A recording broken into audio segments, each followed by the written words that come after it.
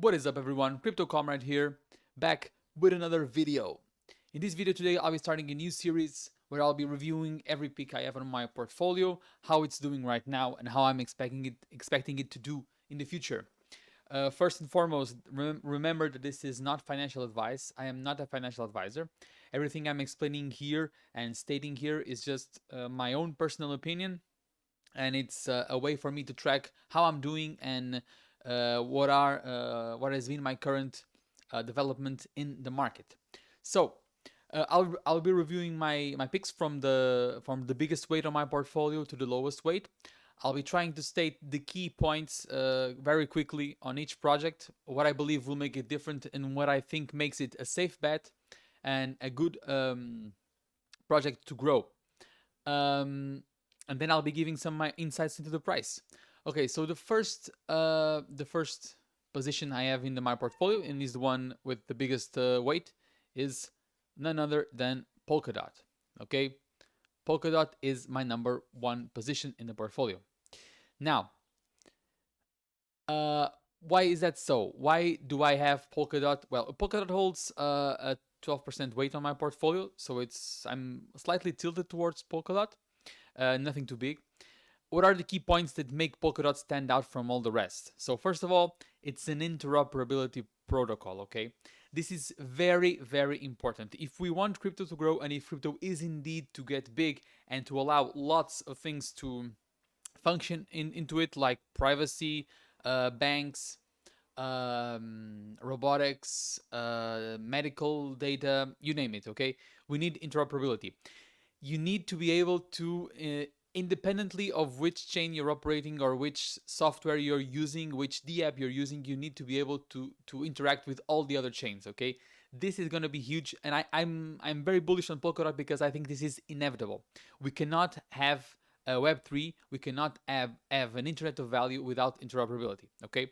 Why is this also important? This means that the chain Polkadot can gain value as other chains grow too, because they're all interconnected. So this will also benefit Polkadot and makes Polkadot a very special project, because that means it will benefit from the growth of the whole space. So it's not like Polkadot is competing with other chains, because if Polkadot manages to connect to other chains, which I'm sure it will because of the way they look at things, then there is no reason why they cannot be happy with the growth of the entire market. Okay. Uh, Also, some people are missing this point. It can be probably the best Ethereum scaling solution, okay? Because as Ethereum connects to Polkadot, and there are many projects working on this, Moonbeam, Plasm, and Hedgeware, as Ethereum connects to Polkadot, Ethereum dApps can use also the Polkadot chain, and that will unload Ethereum, okay? This is very important because this makes Polkadot not just another protocol, okay? So Polkadot is not just like Cardano, it's not like just Binance Smart Chain. It's not like Solana. It's not trying to steal anything.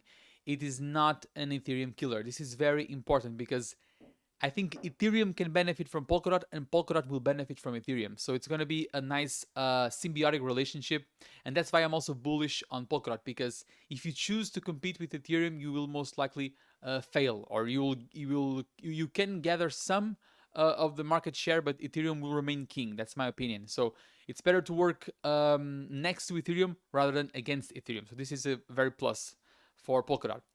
Also, the interoperability will solve the problem of siloed liquidity, okay? So currently, if you want to have liquidity in your project, usually, I mean, we're talking about a DeFi project. If you're not on Ethereum, you're going to have a hard time, because all the money is in Ethereum, okay? All the big DeFi lending, DeFi borrowing, protocols, they are all on Ethereum. We're starting to see some protocols forming outside of Ethereum, but if you watch carefully, all of them launched on Ethereum or have an Ethereum equivalent. So, for instance, I'm a big fan of Rune, Thorchain, and Thorchain is now functioning in its own main chain. But in order to launch and to have liquidity, Rune launched not as a token, independent token, but as an ERC20 token. So it's a token inside of the Ethereum network, because they need the liquidity. That's the only way you're gonna have access to money. And with interoperability and connecting Ethereum to Polkadot, you will be able to provide this siloed liquidity to Polkadot. Also, Other chains like Cardano and Cosmos and other chains that choose to connect to Polkadot will also have access to this liquidity. So if Polkadot manages to deliver, it can have a very central role in the future of the internet. And that's why I see it as a very valuable asset. Also, it will go on to develop the division of labor. Okay, this is a very important step to the evolution of mankind, because we started to create people specific for specific tasks. So you know, in the start of our race, you had to be you had to hunt, you had to gather water, you had to farm, you had to do everything. And as we evolved, people became specific. So you have doctors. Even inside of medicine, you have doctors that treat only the heart problems. You have doctors that treat only the lung problems. If you go to engineers, you have engineers dedicated to chemistry, engineers dedicated to astrophysics. Okay, so people got specific, and as that happens, the work is more effective. And that's how Polkadot will work, because Polkadot will have central chain and multiple parachains connected to the central chain. I will just explain it in a little while. But everything very important is that even though you have multiple chains, everything remains interoperable. That means that as long as you are connected to Polkadot, you'll be able to use what's in other chains. So everything is composable. Okay, you can, for instance, if you have one DApp on one parachain, you can pick up data and stuff from other DApps on other parachains, as long as they're all connected to the Polkadot main chain. Okay, so what is this talk about relay chains and main chains and parachains? So Polkadot is like this. Okay, Polkadot is a central hub. This is the Polkadot layer. Okay, Polkadot. And how Polkadot works is that it's not like other blockchains, which are linear chains. So you have a block and then another block, and this is a blockchain. Okay. What Polkadot does is it has a central chain which serves as a hub, and then multiple parachains will connect, okay, to the central chain. And each parachain will have a specific purpose, and that allows the division of labor, as I was saying. Okay, so all of these little lines are multiple parachains. They can all interconnect with each other, communicate, change assets, and also can be specific. So you can have one chain for DeFi, one chain for gaming, one chain for insurance, one chain for you name it. Okay, you can have specific parachains. Also, this brings about what is obvious also a big scalability. You can have parachains on top of a relay chain, which is what I just drew here. But some parachains, they state this in their white paper. Some parachains can also be relay chains. So you can have a big parachain that will then allow multiple chains to connect to this one. So you see, the possibilities of scalability are very, very big. So this is indeed a parachain blockchain that is developed from the ground up to be the center of the future of the internet. That's why I'm also very bullish. Also, development. We have lots of projects eager to deploy on Polkadot. So we have lots of people developing on Polkadot. That means that people are interested in this project. And if you don't have development, you can't have a blockchain, right? You need people to develop projects, to develop chains, and that is happening. A lot of them are eager to deploy. Also, just a quick reminder to beware of Polkadot projects, because some people can try to sell you their project by saying they're a Polkadot project, but they might not be. Okay, so always be sure to do your due diligence and not get fooled by this gimmick. The team is super super strong. The head of the team and the lead developer, I can say, or the founder of the project, is Gavin Wood. Okay, Gavin Wood is the co-founder of Ethereum. He created the Solidity language, which is the smart contract language. So without Gavin Wood, Ethereum would not have smart contracts. Okay, he developed the language to write smart contracts. He also developed the Ethereum virtual machine, which I'm not an engineer, so I can't really tell you what this is, but I've seen this to be fundamental to the functioning of Ethereum as well. So this guy is big. He knows what he's doing. I can also say that maybe he is the true breaker of chains. If he manages to unite all the parachains, he will then be, in essence, breaking the chains that hold the parachains apart. Tokenomics are one of the big selling points too. So you might think, okay, but I see Polkadot as all these great things, but why not choose Atom, Cosmos? Because Cosmos is also working on interoperability, and Cosmos is a very very nice ecosystem. I love Cosmos too, but the thing that also sets Polkadot apart, it's the tokenomics. Okay, tokenomics are gold. Okay, and this project is very well thought of. So the consensus mechanism is proof of stake. So you have tokens locked in staking. Currently, we have 65% of the total supply locked in staking. But in order to get one of these slots that we were talking about, in order to get one of these parachains, okay, the developers of the chain will not just be able to plug and go. They will need to lease the spot. They will need to pay kind of a rent, okay, and that rent must be paid in DOT tokens. Why is this important? Because as more and more and more parachains develop and want to connect and need to buy DOT, the circulating supply will necessarily go down because they will need to buy them and put them up for lease. Okay, they will be locked as long as the parachain wants to be connected to the main Polkadot chain. That dot tokens will be locked and stored away. So that will decrease the circulating supply. And as supply goes down, price goes up. Okay, which for us investors is a very, very nice thing. That means that we will only benefit from the growth of the platform. Okay, tokenomics are gold in Polkadot. So finally, price. Where do I see Polkadot going? First of all, I want to be completely honest. I have literally no idea where the price can go. Okay, as you have seen, and the market is very. I know people like to say that markets are rational, but markets are not rational. Markets are quite irrational. Sure, you can say that in the long term they can correctly evaluate commodities and crypto assets and whatever, but currently, right now, they are completely irrational. Just to give you an idea, and I will switch to this tab now. Uh, every time if you like just Google, just go look at the Doge chart, and I mean, what can I say? Like, you know what this little dot here is? This, where is it? I missed it. This dot here.